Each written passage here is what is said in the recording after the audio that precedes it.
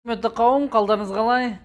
Көптен күткен бизнес сауат компаниясына да өзіміздің салқынқанды анализм жасауға кірісейік. Көбісі жазып еді комментарияда, қайдағы жоқ, айбан жазасын, анан жазасын, бизнес сауат ең күшті деп. Жоқ, бизнес сауаттың менеджерлері. Кезек сіздерге де жетті. Бұл видео тек қана анализ жасау үшін. Абай атамыз айтпақшы, егер пайдалы болса, қолдан, егер қызық болмаса, өз жөнімен жүре бер. Бізге ренжіме. Бірақ кез келген адам бизнес сауатқа кірмес бұрын бұл видеоны көріп, дұрыс бұрысына көзін жеткізіп, ары қарай өз шешімін қабылдасын. Ал кеттік. Публичная оферта деген нәрсе бар. Ресми келісімшарт. Келісімшарттың түріне қарасаңыздар, кәдімгідей жазып қойған. Форс-мажор жағдай ең маңыздысы. Форс-мажор деген сөз, форс-мажор болған кезде су, тасқын, жел сілкінісі болған кезде, түсінікті, ешқандай компания өзінің жауапкершіліктерін орындамауға құқығы бар. Бірақ бұлар бизнес сауаттың ішінде форс-мажор деп мемлекеттік органдардың тексеруін жазған. Қашаннан бері мемлекеттік органдардың тексеруі бизнеске қатысты форс-мажор болуы мүмкін. Қалай ойлайсыз, сіздерде күдік оятпайды ма адам ол? Бір алаяқтықтың бір иісі сезілмей ма?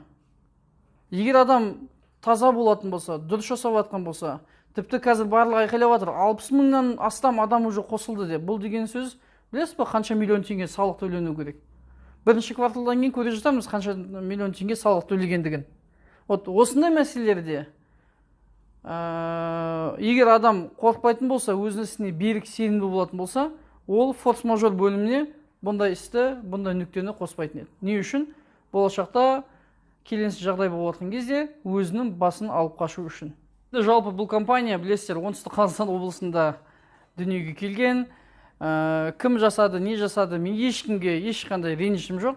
Бірақ бір логика салсаңыздар, ниеті барлық адамзатқа автокөлік пен үй, пәтер сыйлау. Бірақ негізінде алып қарайтын болсақ, неге қарекет қоры сияқты 1000 теңгеден жинап, онда бір-бірімізге үй алып бермейміз? Екінші бір алдайтын нәрсе көп адамдарда, ол былай айтады. Бұл сетевой маркетинг емес, бұл пирамида емес, бұл өзінше бөлек нәрсе дейді. Бірақ істеген іс-қимылдардың барлығы екеуіне де ұқсасып тұрады. Неге? Себебі сен астынан 3 адам шақыруың керек. 3 адам шақыру арқылы олардан кэшбэк, яғни бонус аласың 1000 теңгеден, и дальше солай төменге қарай түсе береді. И білмеймін де қандай имам айтқанын, бірақ менің бір күдігім туындайды, бұл пирамида емес дегенге. Кез келген бір нәрсенің халал харам болу үшін адам еңбек ету керек. Ал басты мен WhatsApp группасында болдым, қарасаңыздар болады. Өзің тіркеліп қоясың, кейін ештеме істемей, астындағы ячейка дейді, астындағы орындардың бәрі толтырылса, 6-шы деңгейден кейін сіз жеңіл автокөлікке қол жеткізсеңіз болады. Себебі өз қалтаңыздан боттар үшін төлейсіз 5200 теңгеден, и сонымен мәселе бітеді дейді. Қай жердегі бұл логика? Қаяқтан сонда сізде бот дейсіздер, сетевой маркетинг емес дейсіздер, жатып ақша табуға болады дейсіздер. Бұның барлығы кез келген адамға күдік ояту керек.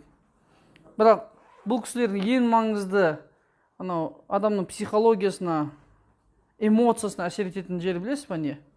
5200 теңге қайда кетпей жатыр.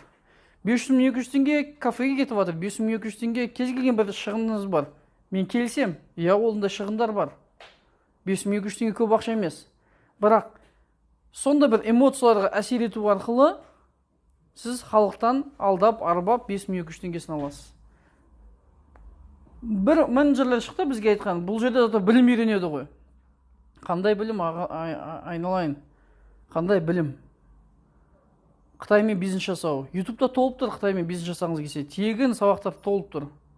Үйреніңіздер. Ең қызығы бұл кісілердің маркетингіне келейік. Және менің ойымша, субъективно менің ойымша, бұл неге пирамида? Дәл осындай көрсеткіш сіздерге көрсетеді. Бұл жердегі сіздерге акцент жасайтын ол бонус. Сіз 2 адам шақырсаңыз 1000 теңге аласыз. 4 адам сіздің астыңызда қосылады ғой, 2 адам қосылғаннан кейін оның астына 2 адам қосылса дегендей.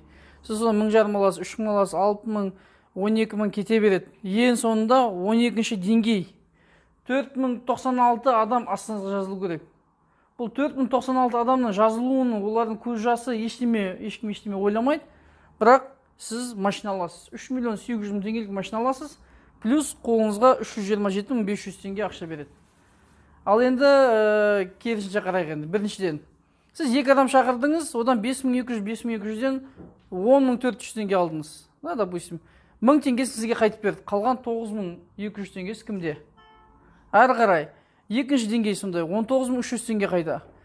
Үшінші деңгей, 8 адам сіздің астыңызға қосылды. Сізге 3.000 теңге береді, 41.300 теңге қайда? Келе, ести келе, мен сіздерге бастарыңыз ауыртпау үшін 9-шы деңгей, мысалға, 512 адам шақырасыз. Сізге 70 мыңнан барлығын қосқан кезде, шамамен бір 150.000 теңгедей шығады. Бірақ 2.388.900 теңге кімге кетеді? Кімнің қалтасына кетеді бұл ақша? Не үшін кетеді? Әлде сізге шынымен де сондай сабақ беріліп жатыр ма? Біраз ойланып қарасаңыздар, пирамида деген осыдан шығады. Олардың рекламасы болуы мүмкін, тағы басқа нәрсе істеуі мүмкін, дегенмен де мынандай ақша, қомақ ақша. Деліксіз одан да қатты тырыссыңыз. Қазір 10-15 адам машина алған екен. Енді қараңыз, қанша адам? Ең соңғы 12-ші деңгейде 4096 адам астыңызға тіркеледі. Шамамен сізге 3.800.000 теңгелік машина береді, автокөлік.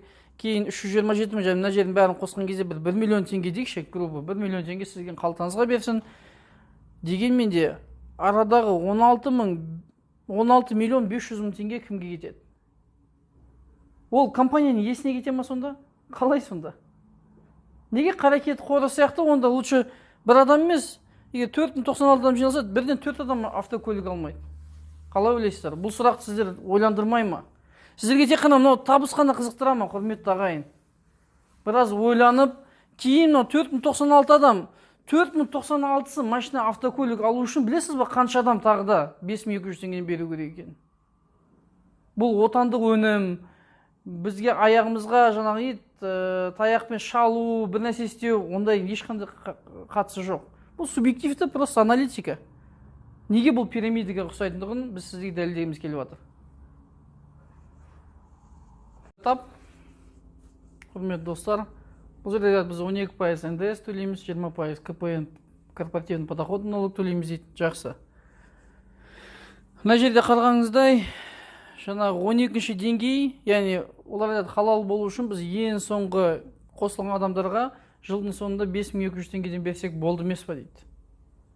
Мүмкін. Яғни ең соңғы қосылатын адам ол 2048 адам болады. 5.200 берсек 10.649.000 теңге.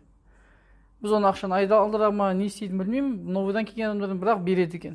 Енді қазіргі таңда шамамен 60 мың адам тіркелген, 5.200 еспегенде 312 миллион теңге болады. 12% НДС ол 37.444.000 теңге болады. КПН 20% 55 миллион теңге болады. Енді КПНді біраз ойнауы мүмкін, себебі расход ретінде қомақы сумманы көрсетуі мүмкін, автокөліктерін ескереді, барлығы біздің расходымыз дейді, сөйтіп бәлкім КПНді де азайтады. Бірақ НДС ретінде 37 миллион теңге төлену керек. Мүмкін болса, бірінші кварталдан кейін, немесе ең бірінші төлем ақы жасағаннан кейін, сіз сол түбіршекті сұрасаңыздар болады. Құрметті достар, КПН қанша НДС төледік, бізге түбіршекті көрсетесіз ба деп. Бұл құпия нәрсе емес қой. Себебі бұл айтуына қарағанда үлкен бір халықтың компаниясы. Бірақ бұл ТО деп бекітілген, бір ғана учредитель бар. Бір ғана оның иесі бар. Қалғандарыңыз просто халық ретінде көмектесіп жатсыздар бір компанияның баю үшін. Ал ертең бір іс қозғалып жұмыс басталған кезде сіз ештемесіз қалу ықтималдығыңыз өте үлкен. Тыңдағандарыңызға көп-көп рахмет. Көресіздер, достарыңызбен бөлісіңіздер. Қалсаңыздар негативті комментарий жазыңыздар, өз ойыңызды білдіріңіздер, неге біз бұлай дедік. Мен енді чаттағы болған көп деген эмоцияға әсерлететін аудиозапистарын қоймай қояйын. Дегенмен де біраз ақылға салыңыздар. Сау болыңыздар.